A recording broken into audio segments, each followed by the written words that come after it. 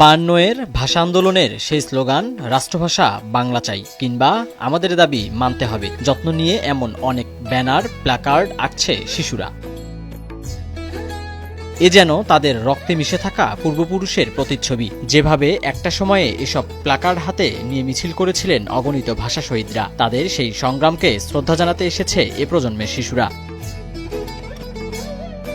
১৯৫২ সালের ভাষা আন্দোলনের এমন ছবি কাগজে ফুটে উঠল রং তুলির আঁচড়ে। মাতৃভাষা দিবসে এমন নানা চিত্রাঙ্কন প্রতিযোগিতায় মেতে উঠেছেন প্রাথমিক এবং মাধ্যমিকে পড়া শিক্ষার্থীরা। বছরে খুব কম সময় তারা এমন প্রতিযোগিতায় অংশগ্রহণ করতে পারেন। নিজেদের অঙ্কন করা ছবি নিয়ে পুরস্কার পেতে আশাবাদী প্রতিযোগীরা। ড্রয়িং করে আমরা একটা মনের আনন্দ পেয়ে আমার অনেক ভালো লাগছে। আজকে আমি ভাষা শহীদ বিষয়ে চিত্রাঙ্কন করেছি। এগুলি আমি কিছু ইউটিউব থেকে করে কিছু আমার আম্মু থেকে এগুলো করলে আমাদের সংস্কার হয়, আমাদের আগের স্মৃতিগুলো মনে পড়ে, আমাদের ১৯৫২ সালের ২০২৪ সালের স্মৃতিগুলো মনে পড়ে আসে আমার। শহীদ মিনার, কারণ শহীদ মিনার আমার ভালো লাগে। শহীদ মিনার বাংলাদেশের একটা অংশ, আমি সবাই মিলেমিশে চিত্র করছি। যে ব্যতিক্রমী এমন আয়োজনে উচ্ছ্বসিত দেখা যায় অভিভাবকদের। তাদের প্রত্যাশা আগামী দিনেও এমন ব্যতিক্রমী আয়োজন অব্যাহত থাকুক, যার মাধ্যমে প্রতিভার বিকাশ ঘটবে কচিকাঁচা শিক্ষার্থীদের, চর্চা বাড়বে সংস্কৃতির, এমন কথা বলছেন অভিভাবকরা। না, ভালো লাগছে আসলে। এর আগে আমরা কখনো এই আয়োজনটা দেখিনি, যেহেতু আমরা যদিও পাশেই থাকি। তো এবার আমাদের যেহেতু দাওয়াত করা হয়েছে এবং বলা হয়েছে যে আমাদের শিক্ষার্থী এবং আমাদের সন্তান বা কেউ যদি কোনো পরিচিত কেউ থাকে সবাই আয়োজনে আসতে পারবে। শিশুদের মন মানসিকতার অনেক বিকাশ ঘটে, ওরা যে মোবাইল আসক্তি থেকে দূরে থাকে। আমার মেয়ে আজকে শহীদ মিনারে যে প্রভাত ফেরিতে যে ফুল দেওয়া হয় সেটা অঙ্কন করেছে। যেখানে চিত্রাঙ্কন প্রতিযোগিতা হবে তার জন্য যে আমি ওকে বাসায় শিখাইছি, এটাই ও ভালো পারে, সবগুলাই মোটামুটি পারে। কালকে রাত জেগে এটাই ওকে খুব ভালো করে শেখানো হয়েছে। এখানে বাচ্চাদের একটা আনন্দের বিষয়, বাচ্চারা এখানে অনেক কিছু পায়, অনেক আনন্দ পায়।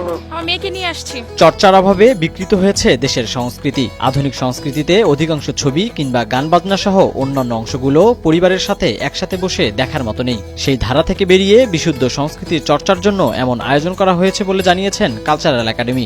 শিশু কিশোরদের নিয়ে যে আয়োজনটা আজকে করেছি, এটার মূল উদ্দেশ্য ছিল আমাদের বাংলাদেশের যে সংস্কৃতি, যে কালচার, আমরা যেমন জুলাই বিপ্লবের গ্রাফিতিগুলো দেখেছি, ওয়ালে যে ছবিগুলো ছিল সেগুলো দেখে আমরা অনুপ্রাণিত হয়েছি। মূলত আমরা এসব চিন্তাকে মাথায় নিয়ে যে আমাদের শিশুরা, আমাদের স্কুল পড়ুয়া স্টুডেন্ট যারা রয়েছেন, তারা যাতে বাংলাদেশের এই সমস্ত যারা ৭১ অথবা আমরা ভাষা শহীদ যেটা বলি ১৯৫২ সাল, এই দৃশ্যগুলো তারা পরিচিত হোক, তারা জানুক, তারা বুঝুক যে আমাদের অতীতে যারা ছিল, যারা আমাদের অনেক আগে অনেক কিছু করেছে দেশের জন্য। আমরা যেমন বলছি যে আবু সাইদ, মুগ্ধ, এরকম যারা এখন আমরা দেশের জন্য রক্ত ঢেলে দিচ্ছে, ঠিক ১৯৫২ সালের যে ভাষা আন্দোলন হয়েছিল সেই সময়েও সালাম, বরকত, রফিক তাদের জীবনের সর্বোচ্চ ত্যাগ, যেটাকে জীবন বলা হয়, সেটাকে তারা উৎসর্গ করেছে শুধুমাত্র মাতৃভাষার জন্য, দেশের জন্য, ভালো থাকার জন্য, দেশের সার্বভৌমত্ব রক্ষার জন্য। এরকমের যে বিষয়গুলো এখনও আমাদের চলমান আমাদের বাংলাদেশে দেখা যায়, যেমন নানাবিধ সমস্যা আমাদের দেশে রয়েছে, যেখানে আমাদের তরুণ যুবকেরা এখনও আন্দোলন করছে, সংগ্রাম করছে, মুক্তি চাই। এরকমের বিভিন্ন আমাদের যে অনুপ্রাণিত করার বিষয়গুলো বারবার ঘুরে ফিরে আমাদের ভুলিয়ে দেওয়া হয়, অথবা আমরা ইতিহাসকে ভুলে যাই।